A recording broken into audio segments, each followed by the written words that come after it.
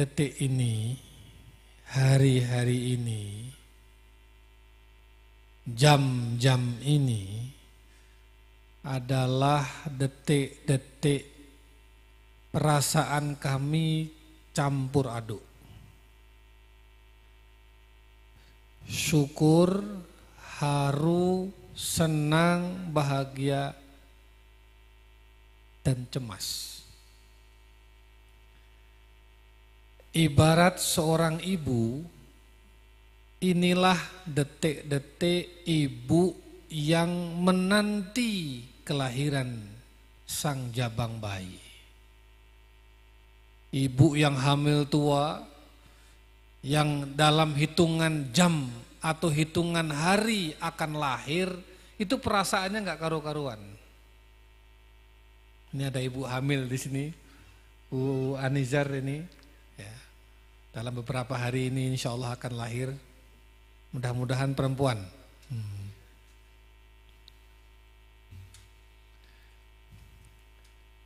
Kami pun perasaannya sama,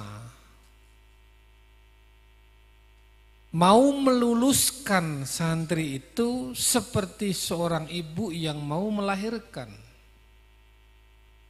Senang karena mau dapat anak, syukur karena sebentar lagi akan lahir anak, tapi cemas apakah anak yang akan dilahirkan itu lahir dalam keadaan normal atau cacat. Na'udzubillah, summa na'udzubillah, kalau anak yang lahir itu mengalami cacat. Semua ibu berharap agar anaknya lahir dalam keadaan normal, sehat, walafiat. Telinganya berfungsi, matanya berfungsi, lidah perasanya berfungsi, hatinya berfungsi, semua organ-organnya berfungsi. Itulah harapan ibu ketika menanti detik-detik menjelang kelahiran sang jabang bayi. Kami pun di sini sama. Kami berharap mudah-mudahan anak-anak yang akan lahir besok ini, 77 anak ini, Allahumma lahir dalam keadaan normal. Hatinya berfungsi, matanya berfungsi, telinganya berfungsi, semuanya berfungsi dan punya kualitas berpikir yang paripurna. Jangan sampai seperti yang disampaikan oleh Allah dalam Al-Quran. Summun bukmun umyun fahum la yaqilun. Orang yang bisu, tuli, dan buta, mereka tidak dapat memahami.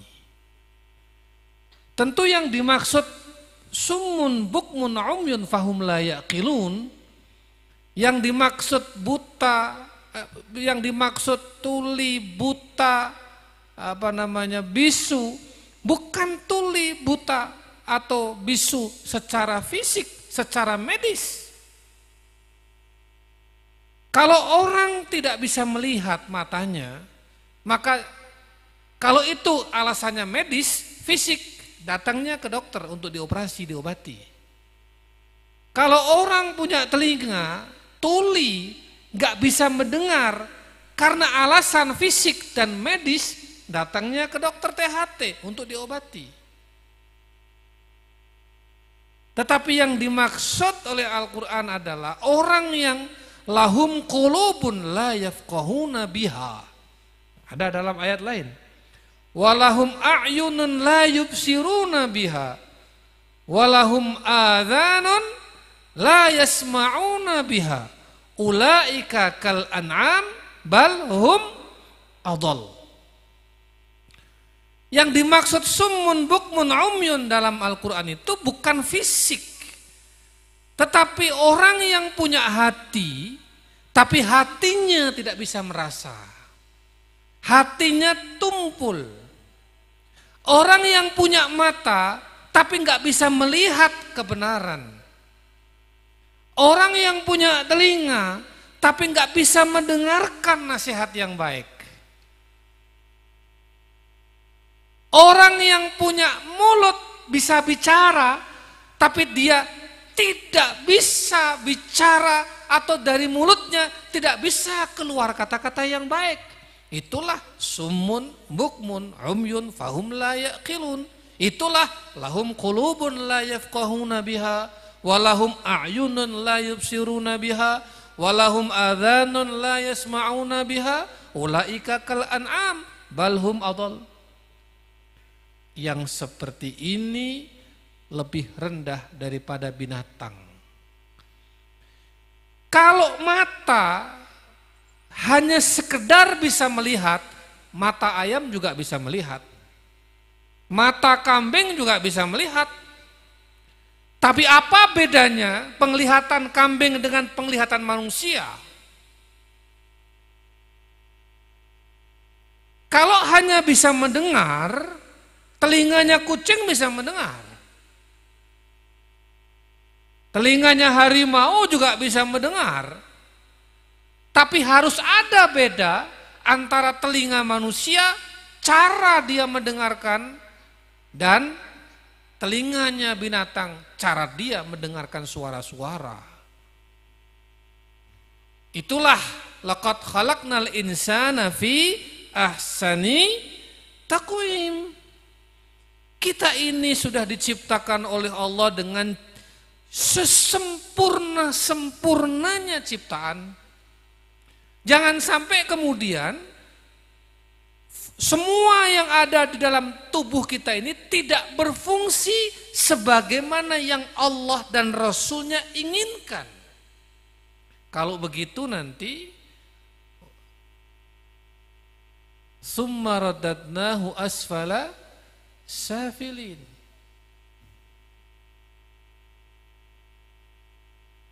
Anak-anakku yang kucintai, kami semua berharap mudah-mudahan Bapak Ibu kita berdoa bersama-sama. Anak-anaknya berdoa, Bapak Ibunya berdoa, keluarganya di rumah berdoa. Kami semua juga tak henti-hentinya berdoa. Mudah-mudahan yang ada di depan kita ini menjadi anak-anak yang benar-benar sesuai dengan yang Allah inginkan dengan tujuan penciptaan itu, menjadi manusia yang sesungguhnya. Anak-anakku yang kucintai, Pondok Modern Tazaka ini lahir untuk menjadi bagian penting dalam rangka memajukan Indonesia seluruhnya. Maka jadilah santri perekat umat, pemimpin perekat umat. Ini wasiat kami. Camkan baik-baik, patrilah dalam dirimu. Jangan malah menjadi perusuh, provokator, atau pemecah belah umat. Itu mental penjajah. Buang jauh-jauh. Sekarang ini zaman merdeka, zaman kemajuan. Misi kita adalah perekat umat. Janganlah anak-anakku ini hanya karena persoalan-persoalan sepele, remeh-temeh, kemudian membuat persatuan dan kesatuan itu rusak. Apalagi na'udzubillah, summa na'udzubillah, berpecah gara-gara perbedaan khilafiyah, madhabiyah, fiqhiyah. Ini bukan ajaran kita.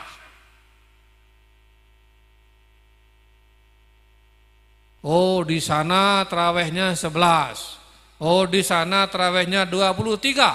Ini khilafiyah, madhabiyah, fiqhiyah. Oh, di sana subuhnya kunut, di sini subuhnya enggak kunut. Khilafiyah, madhabiyah, fiqhiyah. Di sana pakainya ru'yah, penentuan kalender hijriah. Di sini pakainya hisab. Khilafiyah, madhabiyah, fiqhiyah. Dan ribuan masalah yang ini sudah didiskusikan, sudah diperdebatkan, sudah dibahas, bahkan sudah ditulis oleh para ulama kita 12 abad yang lalu dan menghasilkan ribuan, puluhan ribu, ratusan ribu, jutaan lembar kitab-kitab membahas itu semua. Tinggal dibaca, direnungkan, diamalkan, menghargai perbedaan pendapat orang lain. Jadilah perekat umat. Jelas? Jelas? Anak-anakku,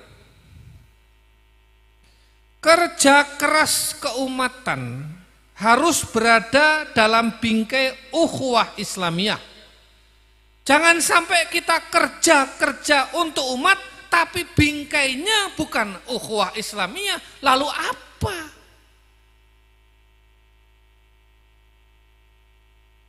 Mungkin saja kamu nanti akan mengambil peran-peran yang berbeda. Mungkin saja kamu akan berada di ormas yang berbeda. Di sini masih satu kelas, di sini masih satu asrama, di sini masih satu angkatan. Tapi nanti 5-10 tahun lagi kamu akan berada di jalan yang mungkin berbeda. Peran, kiprah, dakwahnya. Silahkan. Tapi kerjakan pekerjaan-pekerjaan keumatan harus dalam bingkai ukhuwah Islamiyah, ukhuwah watoniyah, ukhuwah basyariyah. Inilah ajaran kita dan inilah prinsip yang harus kalian pegang teguh-teguh.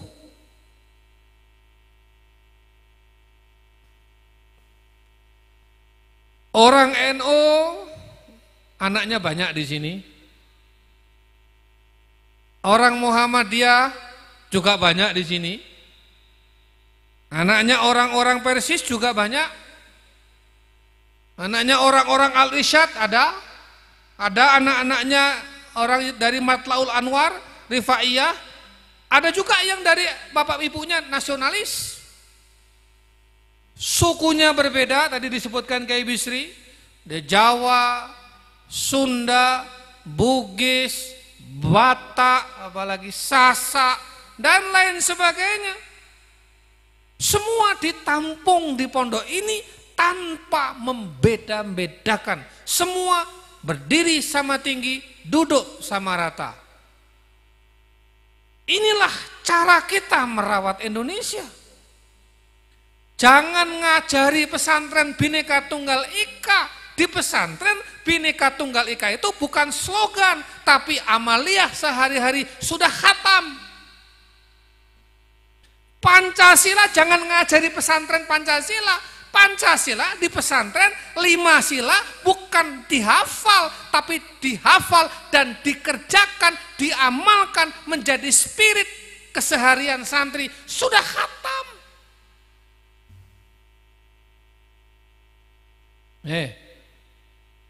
Jangan ikut, ini Pancasilais apa tidak? Sudah khatam.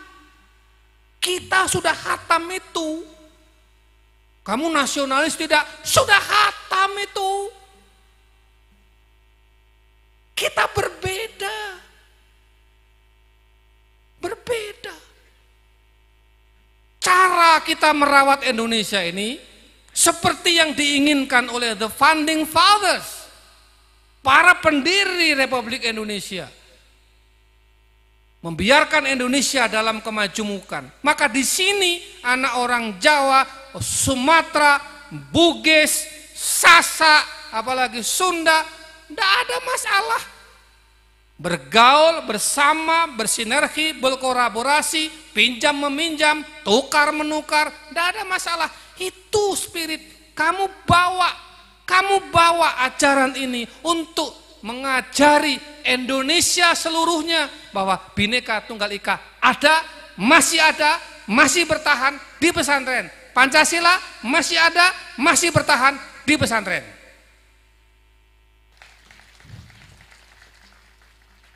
Jelas?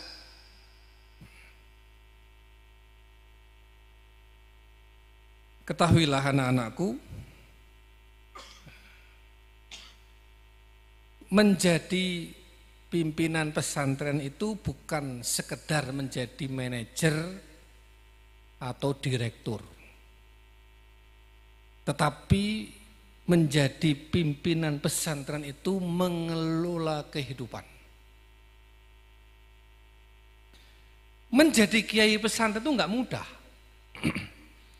Karena selain memikirkan santri, memikirkan guru-gurunya, memikirkan keluarga guru-gurunya, memikirkan bangunannya, memikirkan perluasan tanahnya, memikirkan jaringan kerjanya, networkingnya, memikirkan kemasyarakatannya, masih juga memikirkan hiruk pikuk bangsanya.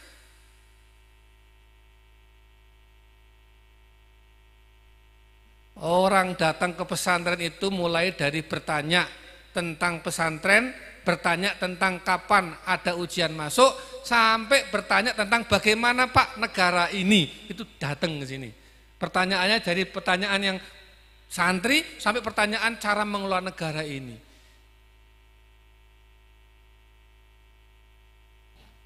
Itulah tugas kiai pesantren. Maka jadi kiai itu, ini mudah-mudahan, ini pesan saya untuk kalian. Siapa tahu di antara yang hadir ini anak-anakku besok ada yang jadi kiai besar. Ini, camkan baik-baik. Maka seorang kiai itu seharusnya bisa menjadi pemimpinnya para pemimpin. Menjadi panutan, menjadi rujukan, menjadi teladan bagi semua kalangan. Ini biasanya kalau udah ruwet-ruwet datangnya ke pesantren. Nah, pripun niki Pak, gitu. Ya, nanti mau pilpres datang semua, pilkada datang, pilgub datang, gitu. Wis tak terima semua, ya kan? Pilkades juga datang. Kemudian apalagi pengusaha datang, politikus datang, pejabat juga datang, ulama juga datang, buruh juga datang, ormas-ormas juga datang. Ya itulah. Maka harus bisa memimpin, mengasuh, membimbing dan memberi pencerahan. Liyungziru qaumahum idza raja'u ilaihim la'allahum yahdharun. Oleh karena itu, memimpin pondok itu butuh totalitas. Tidak bisa sambilan. Pimpinan pondok pekerjaannya memimpin, mengasuh, mengajar dengan segala resiko dan konsekuensinya. Ada 3 ciri pemimpin, anak-anakku. 3 ciri kepemimpinan yang efektif. Berani memutuskan, berani mengambil resiko, dan bergerak cepat. Pemimpin harus bisa memutuskan perkara, membuat kebijakan, menegakkan aturan, dan menegakkan nilai-nilai. Lebih baik memutuskan walaupun keliru dan dievaluasi, daripada tidak memutuskan sama sekali. Pemimpin yang tidak berani mengambil keputusan adalah pemimpin pengecut. Pemimpin yang tidak berani mengambil resiko, maka jangan menjadi pemimpin. Resiko dikritik, resiko difitnah, bahkan resiko diteror, ditekan, dan lain sebagainya. Itu resiko pemimpin. Sama seperti orang yang naik sepeda, resikonya jatuh. Kalau nggak mau jatuh, jangan pernah naik sepeda. Kalau takut air, jangan pernah mau berenang. Orang hidup juga nggak boleh takut mati. Kalau takut mati, jangan hidup. Sebab ketika ada kehidupan, pasti ada kematian. Ketika ada bangun, pasti ada kejatuhan. Pemimpin harus melihat resiko itu dengan gagah berani.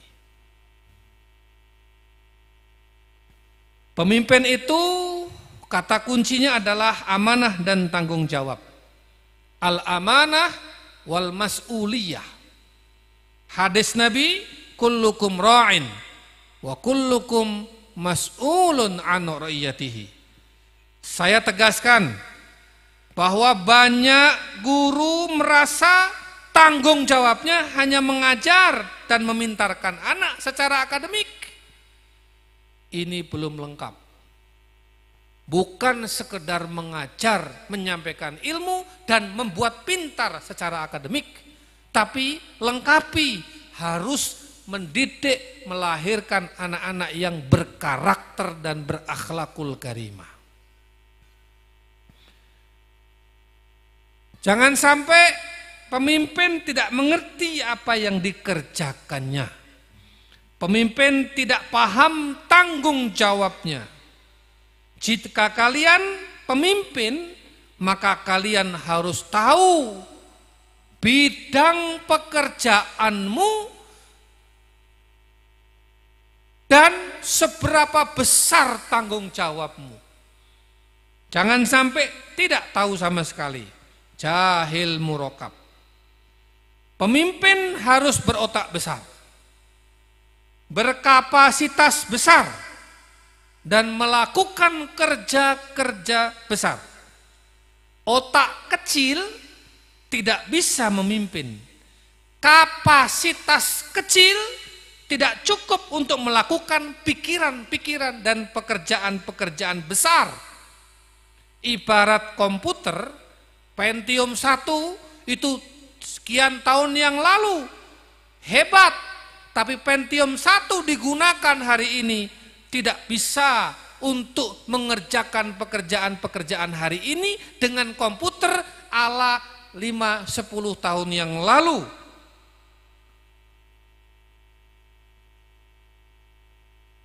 Jika kalian ingin cepat, jangan pakai Pentium 1, pakailah yang paling mutakhir. Komputer saja harus di-upgrade. Bagaimana mungkin pemimpin tidak mau meng-upgrade dirinya? Kalau kamu jadi pemimpin, terus belajar, membaca, mendengar, menganalisis, mengumpulkan data, mengolahnya secara komprehensif, baru mengambil keputusan.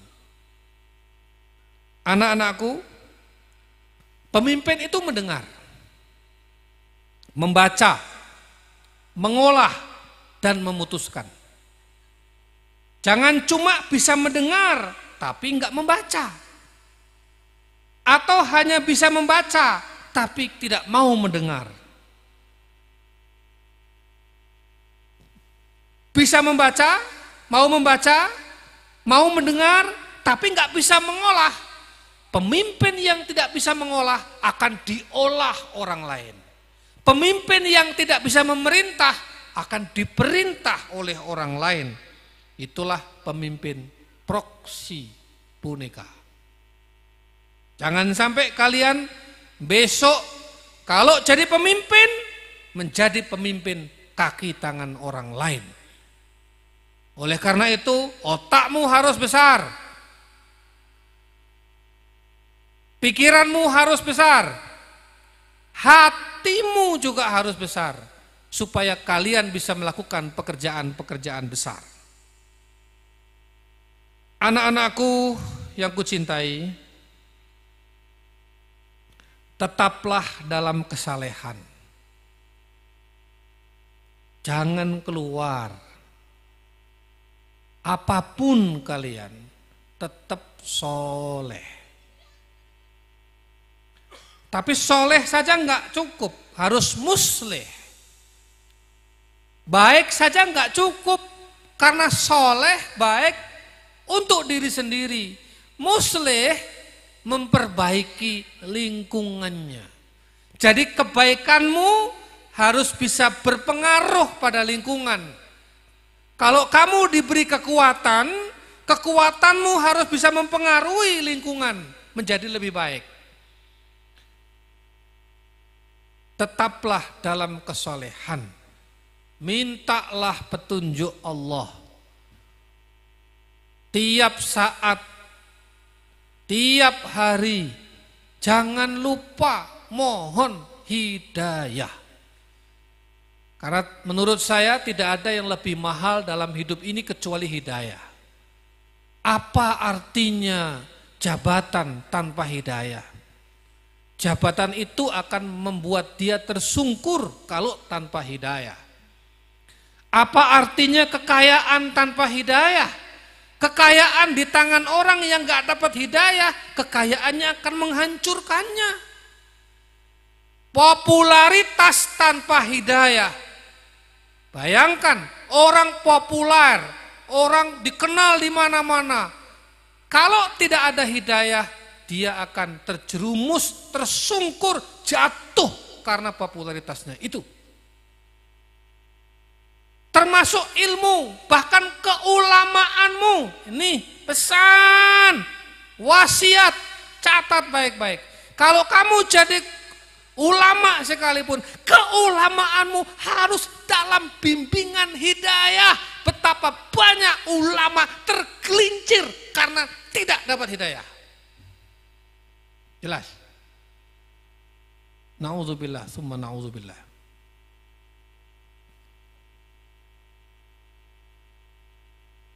Anak-anakku, negeri ini krisis akhlak. Dan kalian bertugas untuk membenahi itu. Kalau krisis SDM, saya kira tidak. SDM hebat bangsa ini luar biasa. Saya kemarin dari Inggris, ya, ketemu di beberapa kota di Inggris dengan anak-anak atau anak-anak bangsa, orang-orang hebat yang sekarang menjadi ahli-ahli, manajer-manajer, ya, direktur-direktur di perusahaan pesawat, di Airbus dan lain sebagainya. Ada yang dia bilang, Pak, saya itu bagian meneliti sayap pesawat. Sayapnya aja. Pak, saya bagian meneliti ekornya. Jadi harus presisi betul. Saya yang meng-approve. Ada lagi bagian komputerisasinya, luar biasa.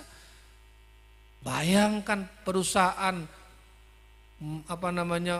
perusahaan penerbangan pesawat itu ternyata di situ banyak anak-anak Indonesia luar biasa. Belum lagi di tempat-tempat lain. Di kilang-kilang minyak di Timur Tengah itu banyak sekali orang-orang Indonesia expert di bidangnya. Kita ini luar biasa. Saya berharap pada saatnya mereka akan kembali dan membangun negeri ini. Tapi ya juga harus kasih tempat di negeri ini. Kalau negeri ini nggak punya tempat untuk orang-orang hebat, kan orang-orang itu akhirnya pada keluar. Anak-anakku yang kucintai, kalian adalah calon pemimpin umat yang berkarakter. Saya yakin kapasitas modal ada, loyalitas insya Allah ada, kesalehan insya Allah ada. Itulah sebetulnya yang dinanti-nanti oleh bangsa ini. Calon-calon pemimpin umat semacam kalian ini, mudah-mudahan Allahumma kalian benar-benar adalah orang-orang yang dinanti oleh umat selama ini. Anak-anakku yang kucintai, hanya pejuanglah yang tahu arti perjuangan. Orang yang bukan pejuang tidak tahu arti perjuangan. Berkorbanlah, tapi jangan jadi korban. Hidup-hidupilah pondok, jangan mencari kehidupan di pondok. Pondok bahu pikir, lek perlu sak nyawani pisan. Pondok ini memiliki keikhlasan, ada kesederhanaan, ada kemandirian, ada ukhuwah Islamiyah, ada kebebasan. Ini pancajiwa. Pancajiwa ini bukan sekedar moto atau slogan. Pancajiwa ini adalah sistem. Keikhlasan itu bukan sekedar nilai, tapi keikhlasan itu sistem. Keikhlasan menjadi sistem di pondok ini. Kesederhanaan bukan sekedar nilai pribadi. Saya sederhana, oh Pak Nizar sederhana, Pak Bisi sederhana, bukan. Tapi kesederhanaan itu menjadi sistem di pondok ini. Kemandirian, ukhuwah Islamiyah dan lain sebagainya. Contoh ukhuwah Islamiyah. Ukhuwah Islamiyah itu sistem. Nilai-nilai pondok yang menjadi sistem. Maka di sini kalian dicampur. Tidak ada satu kamar orang Batang semua, enggak mungkin terjadi. Satu kamar orang Pekalongan semua, enggak mungkin terjadi. Atau satu kamar NU semua, satu kamar Muhammadiyah semua. Tidak mungkin terjadi di sini. Dicampur. Ayo, anak orang Jawa, orang Sumatera, orang Sulawesi, orang Kalimantan, campur. Ini ada NU Muhammadiyah, campur di kamar. Biar mereka diskusi, mereka bertemu. Terjadilah dialog, terjadilah konvergensi dan lain sebagainya. Sholat di kamar, yang satu baca kunut. Berarti pas jadwal imamnya, ini pasti bapaknya mungkin tradisinya Muhammadiyah nggak pakai kunut. Besoknya lagi giliran temennya jadi imam, gantian pakai kunut. Ya biasa saja. Tidak ada di sini bertanya, kenapa kemarin nggak kunut? Kemana kunut? Enggak, udah khatam, sudah selesai itu bahasan itu. Bapak Ibu kalau mau sholat subuh di sini jangan sekali. Kalau sekali nanti pas ngepasi di sini sholat subuh nggak pakai kunut, ternyata tazaka ini. Nanti pas sholat subuhnya berikutnya lagi, pas kunut, ternyata tazaka. Di sini biasa, tergantung imamnya. Imamnya kunut, kunut. Imamnya nggak kunut, nggak kunut. Dan santri easy going. Itu? Anak-anakku yang kucintai, ukuran kemajuan pondok adalah pada pondoknya, bukan pada kiainya. Betapa banyak pondok yang kiainya maju, pondoknya enggak maju. Nih, kalau kamu membuat pondok, usikum wa iya ya. Siapa tahu di antara ini besok ada yang mendirikan pondok-pondok. Ukuran kemajuan pondok itu bukan pada kiainya, tapi pada pondoknya itu sendiri. Kalau pondoknya pendidikannya maju, alumninya maju, sarana prasarananya maju, berarti pondoknya maju. Meskipun mungkin kiainya tidak terkenal. Jadi kalau mau ukur pondok itu maju tidak, jangan diukur dari rumah kiai. Ukurlah dari asrama santrinya, ukurlah dari dapur santrinya, ukurlah dari kamar mandi santrinya, bukan dari rumah kiainya.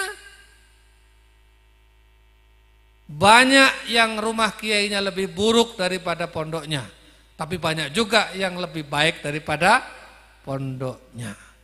Silahkan kalian melihat, menganalisis dan menilai sendiri-sendiri. Anak-anakku yang kucintai,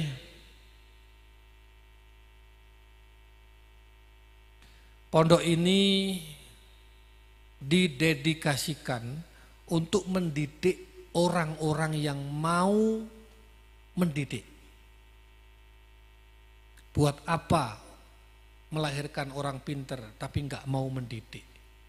Buat apa melahirkan orang baik tapi enggak mau berdakwah? Buat apa melahirkan orang-orang hebat tapi nggak mau berjuang? Bukan itu. Kita mendidik anak-anak yang mau mendidik. Kita mendidik anak-anak yang mau berjuang. Kita mendidik anak-anak yang mau berdakwah. Bahkan kita mendidik anak-anak yang mau berkorban.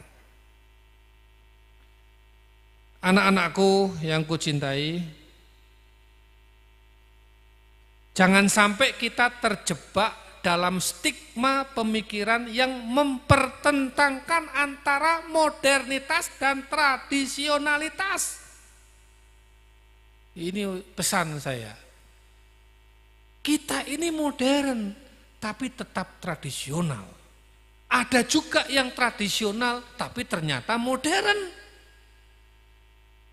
Tradisional atau modern itu tidak dilihat dari pakaiannya, tidak dilihat dari gedungnya, tidak dilihat dari fasilitasnya, tapi dilihat dari cara berpikirnya, jiwanya. Apa yang pakai dasi ini pasti modern?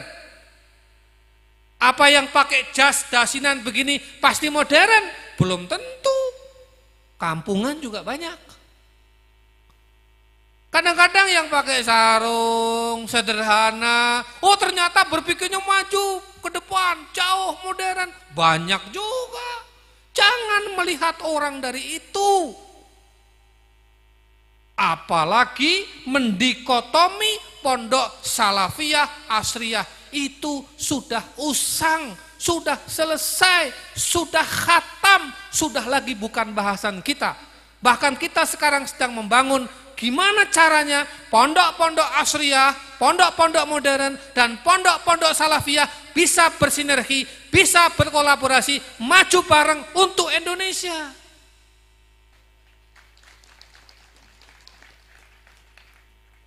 Ya, itu. Anak-anakku, jadilah uswah hasanah. Uswah hasanah itu terletak pada jasanya, pada kontribusinya, pada karyanya, bukan pada mejengnya. Mejeng kok uswah hasanah piye? Al-i'tibar fil jahiliyah bil ansab wal-i'tibar fil Islam bil a'mal. Get bukan dari take. Jadi bukan if you take you will get. Bukan. Itu enggak kita pakai rumus itu. Itu bahasa Inggris. Tapi rumus perjuangan adalah if you give you will get. Get itu dari give bukan dari take. Itu rumus perjuangan. Maka falsafah perjuangan adalah give, give, give. Jangan sampai take, take, take. Kalau kamu berjuang dimanapun, jangan berpikir apa yang bisa aku ambil. Jangan. Jangan pernah berpikir seperti itu. Dalam setiap pergerakan perjuangan, dimanapun dan dengan siapapun, yang harus kamu kedepankan adalah apa yang bisa aku lakukan, apa yang bisa aku berikan. Jangan pernah berpikir apa yang bisa aku ambil. Anak-anakku, itu saja yang bisa saya sampaikan. Masih banyak tapi sudah cukup lah. Ya, sudah banyak pesan-pesan nasihat yang sudah kami berikan untuk kalian. Sudah banyak petua-petua. Ini hanya ikhtisar, khulasah dari apa yang sudah kami sampaikan di depan anak-anak kita selama 4, 5, atau 6 tahun. Bapak Ibu sekalian, mohon doanya mudah-mudahan besok pagi yudisium bisa berjalan lancar. Tidak tahu masih ada perubahan apa tidak malam ini, ya. Ini saya mau tanya sama Bapak Ibu ini. Bapak Ibu siap enggak kalau putra-putrinya yang orang Jawa mengabdinya di gua Gorontalo sana? Siap apa enggak? Siapnya kok kayak gimana gitu ya? Bapak Ibu siap enggak kalau putra-putrinya kita kirim ke Aceh? Siap? Ini berapa Pak sih? Yang Aceh berapa tadi? Ada berapa itu? Ada Sumut, ada Kalimantan, Sulawesi. Saya dengan Pak Oyong ya kemarin ya, ke Sulawesi itu ya, ke pondok pengabdian kita itu ya. Ke gua, tapi guanya bukan gua kota. Itu masih masuk, jalannya itu cuma cukup satu mobil, lumpur, itu goser-goser gini, itu sepanjang 3 atau 4 kilo. Ya kita pakai mobil, tapi kalau anak-anak itu nggak pakai mobil, jalan itu. Ya. Dan itu di sana ya sangat terpencil. Itu. Gimana kira-kira? Siapa apa enggak ini?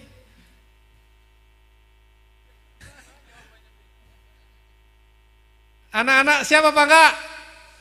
Oh. Tuh jawaban pemimpin umat itu. Ya, kayak tentara itu kan, tentara polisi taruh di mana aja siap.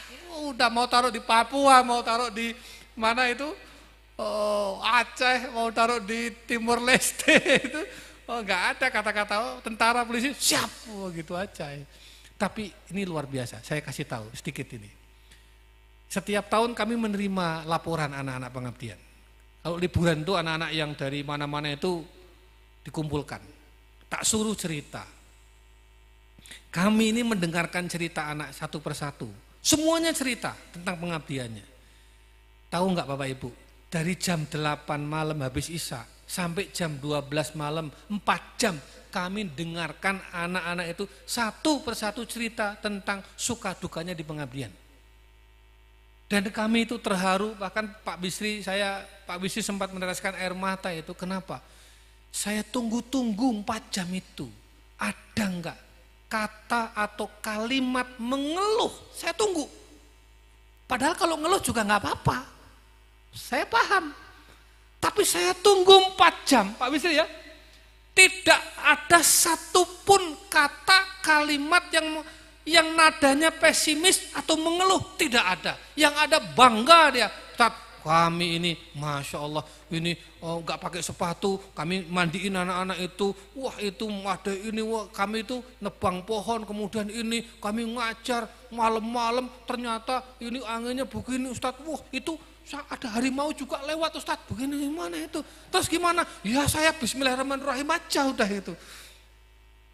Wah itu ternyata luar biasa, hebat. Saya bilang ke Pak Bisri, Pak Bisri, coba lihat, ini anak-anak hebat, anak-anak mahal. Tidak ada 4 jam saya mau mendengar keluhan tidak keluar dari mulut mereka. Ini betul-betul anak-anak calon pemimpin umat masa depan, anak-anak tahan banting.